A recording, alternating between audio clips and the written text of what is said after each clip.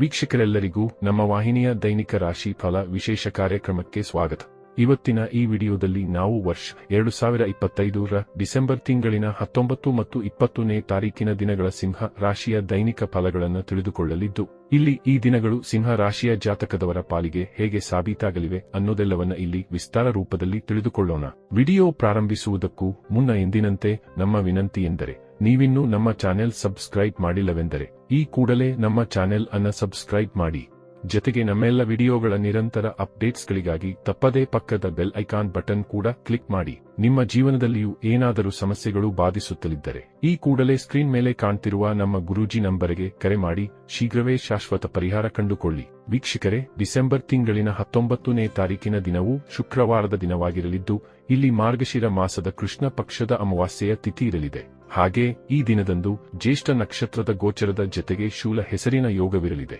ಈ ಅಮಾವಾಸ್ಯೆಯು ವರ್ಷದ ಕೊನೆಯ ಅಮಾವಾಸ್ಯೆಯಾಗಿರಲಿದ್ದು, ಇದನ್ನು ದರ್ಶ ಅಮಾವಾಸ್ಯೆ, ಎಳ್ಳ ಅಮಾವಾಸ್ಯೆ ಅಥವಾ ಪೌಷ್ಯ ಅಮಾವಾಸ್ಯೆ ಎಂದು ಸಹ ಕರೆಯಲಾಗುತ್ತದೆ. ಚಂದ್ರದೇವನು ಈ ದಿನದಂದು ವೃಶ್ಚಿಕ ರಾಶಿಯಲ್ಲಿ ಗೋಚರಿಸಲಿದ್ದು, ಇಲ್ಲಿ ಸೂರ್ಯದೇವನು ಧನು ರಾಶಿಯಲ್ಲಿ ವಿರಾಜಮಾನನಾಗಿರಲಿದ್ದಾನೆ.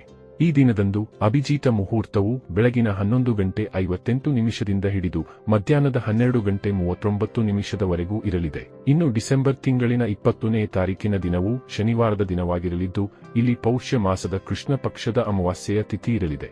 ಹಾಗೆ ಈ ದಿನದಂದು ಮೂಲ ನಕ್ಷತ್ರದ ಗೋಚರದ ಜತೆಗೆ ಗಂಡ ಹೆಸರಿನ ಯೋಗವಿರಲಿದೆ.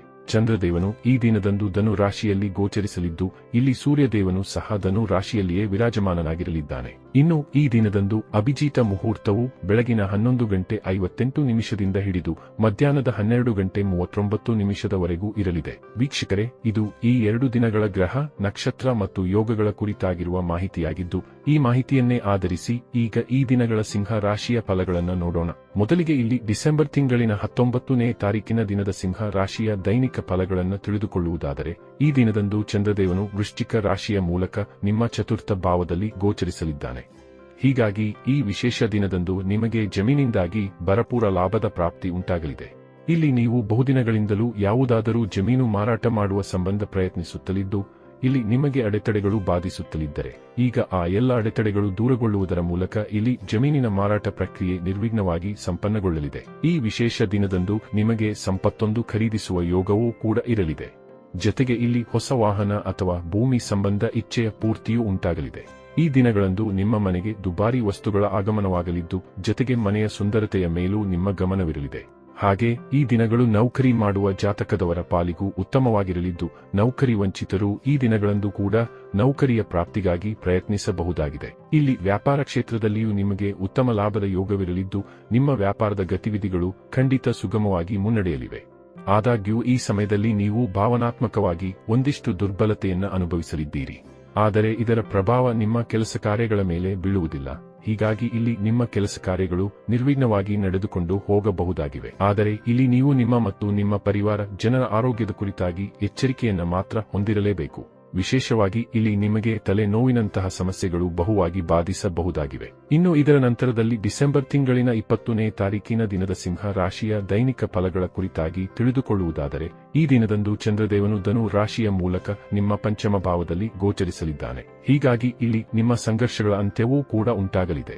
ಈ ವಿಶೇಷ ಸಮಯ ನಿಮ್ಮ ಪಾಲಿಗೆ ಅತ್ಯಂತ ಮಹತ್ವಪೂರ್ಣವಾಗಿ ಸಾಬೀತಾಗಲಿದ್ದು, ಇಲ್ಲಿ ಮೊಟ್ಟ ಮೊದಲಿಗೆ ಸಂತಾನ ಸಂಬಂಧಿ ಸುಖದ ಪ್ರಾಪ್ತಿ ಉಂಟಾಗಲಿದೆ.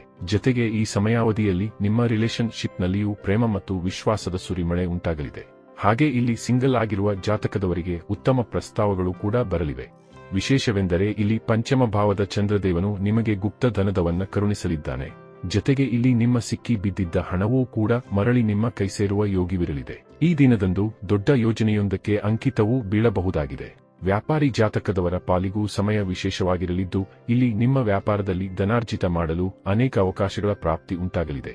ಇಲ್ಲಿ ಎಂದಿಗಿಂತಲೂ 4 ಪಟ್ಟು ಹೆಚ್ಚು ಧನ ಸಂಪಾದನೆ ಮಾಡಲು ಕೂಡ ನಿಮಗೆ ಖಂಡಿತ ಸಾಧ್ಯವಾಗಲಿದೆ. ಇಲ್ಲಿ ನಿಮಗೆ ನಿಮ್ಮ ತಂದೆಯ ಕಡೆಯಿಂದಲೂ ವಿಶೇಷ ಸಹಕಾರದ ಪ್ರಾಪ್ತಿ ಉಂಟಾಗಲಿದೆ.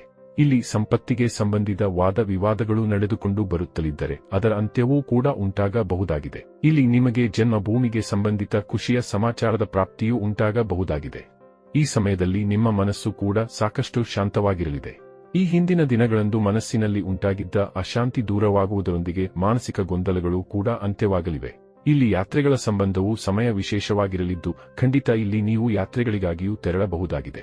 ಒಟ್ಟಾರೆಯಾಗಿ ಇಲ್ಲಿ ಈ 2 ದಿನಗಳು ನಿಮ್ಮ ಪಾಲಿಗೆ ಲಾಭದಾಯಕವಾಗಿ ಸಾಬೀತಾಗಲಿದ್ದು ತಪ್ಪದೇ ಈ ಸಮಯದ ಸದುಪಯೋಗ ಪಡೆದುಕೊಂಡು ಮುನ್ನಡೆಯಬೇಕು. ವೀಕ್ಷಕರೇ, ಇದು ಈ 2 ದಿನಗಳ ಸಿಂಹ ರಾಶಿಯ ದೈನಿಕ ಫಲಗಳ ಸಂಪೂರ್ಣ ಮಾಹಿತಿ. ಈ ಮಾಹಿತಿ ನಿಮಗೆ ಇಷ್ಟವಾದರೆ ವಿಡಿಯೋವನ್ನು ಲೈಕ್ ಮತ್ತು ಶೇರ್ ಮಾಡಿ. ಹಾಗೆ ಚಾನೆಲ್ ಸಬ್ಸ್ಕ್ರೈಬ್ ಮಾಡುವುದರೊಂದಿಗೆ ನಿರಂತರ ವಿಡಿಯೋ ಅಪ್ಡೇಟ್ಸ್ಗಳಿಗಾಗಿ ತಪ್ಪದೇ ಪಕ್ಕದ ಬೆಲ್ ಐಕಾನ್ ಬಟನ್ ಕೂಡ ಕ್ಲಿಕ್ ಮಾಡಿ.